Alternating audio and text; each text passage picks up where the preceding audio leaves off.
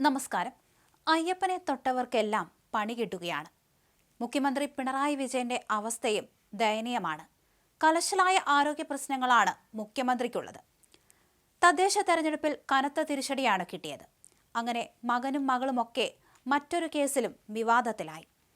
ശബരിമല സ്വർണ്ണക്കൊള്ളക്കേസിൽ മുൻ തന്ത്രി കണ്ഠരര് രാജീവര്, മുൻ ദേവസ്വം ബോർഡ് അംഗം KP ശങ്കർദാസ്, മുൻ ദേവസ്വം പ്രസിഡന്റ് A പത്മകുമാർ, മുൻ commissioner N Vasu, Murari Babu, D Sudheesh Kumar, N Vijayakumar, sponsor Unnikrishnan Potti എന്നിവരും ഇതുവരെ ഈ കേസിൽ അറസ്റ്റിലായി കഴിഞ്ഞു.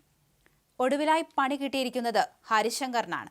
സർക്കാരിന് ഏറെ പ്രിയപ്പെട്ട ഉദ്യോഗസ്ഥനെന്ന സന്ദേശത്തോടെ കൊച്ചിയിലെ നിർണായക ദൗത്യമേൽപ്പിച്ച DIG ഹരിശങ്കറിനെ നിയമനം നടന്ന് ദിവസങ്ങൾക്കകം മാറ്റിയത് രാഷ്ട്രീയ ഉദ്യോഗസ്ഥ വൃത്തങ്ങളിൽ വലിയ ചർച്ചയായിരിക്കുകയാണ്. കൊച്ചി നഗരത്തിലെ ക്രമസമാധാനവും വരാനിരിക്കുന്ന തെരഞ്ഞെടുപ്പ് തന്ത്രങ്ങളും വിശ്വസ്തമായ കൈകളിൽ ഏൽപ്പിക്കുക എന്ന ലക്ഷ്യത്തോടെയാണ് ഹരിശങ്കറിനെ മുഖ്യമന്ത്രി അവിടെ പ്രതിഷ്ഠിച്ചത്. എന്നാൽ അപ്രതീക്ഷിതമായി ഉയർന്നു വന്ന ശബരിമല സ്വർണ്ണക്കൊള്ള കേസ് സർക്കാരിന്റെയും മുഖ്യമന്ത്രിയുടെയും ഈ കണക്കുകൂട്ടലുകളെ പ്രതിരോധത്തിലാക്കിയ അവസ്ഥ. ഈ കേസിൽ ഹരിശങ്കറിന്റെ പിതാവ് KP ശങ്കർദാസ് അറസ്റ്റിലായതോടെ കാര്യങ്ങൾ മാറിമറിയുകയായിരുന്നു. പിതാവിന്റെ അറസ്റ്റും അദ്ദേഹത്തിന്റെ മോശം ആരോഗ്യസ്ഥിതിയും ഹരിശങ്കറിനെ വ്യക്തിപരമായി തളർത്തിയിരുന്നു. ഒരു മകൻ എന്ന നിലയിലുള്ള ഉത്തരവാദിത്തം നിറവേറ്റുന്നതിനായി അദ്ദേഹം 15 ദിവസത്തെ അവധിക്ക് അപേക്ഷിക്കുകയും ചെയ്തു. കൊച്ചി പോലൊരു തന്ത്രപ്രധാനമായ സ്ഥലത്ത് കമ്മീഷണർ അവധിയിൽ പോകുന്നത് തെരഞ്ഞെടുപ്പ് പടിവാതിക്കൽ നിൽക്കെ സർക്കാരിന് ഗുണകരമല്ലെന്ന് മുഖ്യമന്ത്രി വിലയിരുത്തി. തന്നെ കൊച്ചി കമ്മീഷണർ പദവിയിൽ നിന്ന് മാറ്റണമെന്നും ഹരിശങ്കർ നിർദ്ദേശിച്ചു. ഈ സാഹചര്യത്തിൽ സർക്കാരിന് ഏറ്റവും പ്രിയപ്പെട്ട ഉദ്യോഗസ്ഥനെ വിവാദങ്ങളുടെ നിഴലിൽ നിർത്തി പ്രതിപക്ഷം ആയുധമാക്കാൻ അനുവദിക്കാതെ അദ്ദേഹത്തിന് മാന്യമായ ഒരു സേഫ് എക്സിറ്റ് നൽകാനാണ് മുഖ്യമന്ത്രി തീരുമാനിച്ചത്. എന്തായാലും ശബരിമല സ്വർണ്ണക്കൊള്ളക്കേസിൽ പ്രതിയായ മുൻ ദേവസ്വം ബോർഡ് അംഗം KP ശങ്കർദാസിനെ രോഗക്കിടക്കയിൽ നിന്ന് പ്രത്യേകാന്വേഷണ സംഘം അറസ്റ്റ് ചെയ്തതിന് പിന്നാലെ 2018 സ്ത്രീ പ്രവേശന കാലത്ത് നടന്ന മനീതി സംഘത്തിന്റെ വരവ് വീണ്ടും ചർച്ചകളിലേക്ക് കടന്നുവന്നു. യുവതീ പ്രവേശന സമരവും സർക്കാരിന്റെ പ്രതിരോധവും ചൂടുപിടിച്ചിരുന്ന സമയത്താണ് മനീതി സംഘത്തിന്റെ രംഗപ്രവേശം. ചെന്നൈ കേന്ദ്രമായി പ്രവർത്തിക്കുന്ന ഈ സംഘടന വിവിധ തൊഴിൽ മേഖലകളിലുള്ള സ്ത്രീകളുടെ കൂട്ടായ്മയാണ്. ജാതിമത ഭേദമന്യേ സ്ത്രീകൾക്കെതിരെയുള്ള അതിക്രമങ്ങൾക്കെതിരെ പോരാടുക എന്ന ലക്ഷ്യത്തോടെയാണ് ഇത് സ്ഥാപിതമായത്.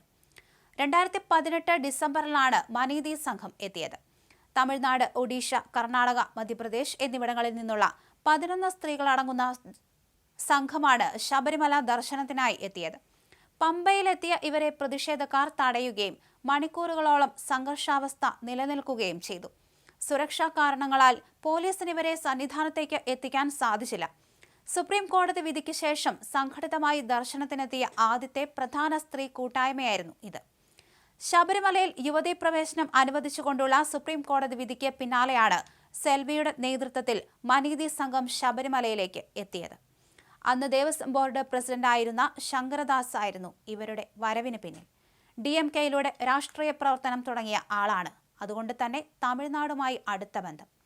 മനീതി സംഘത്തെ എത്തിക്കാനുള്ള ചുമതല ഏറ്റെടുത്തത് ശങ്കരദാസും അന്നത്തെ കോട്ടയം SP ആയിരുന്ന S ഹരിശങ്കറും ചേർന്നാണ്.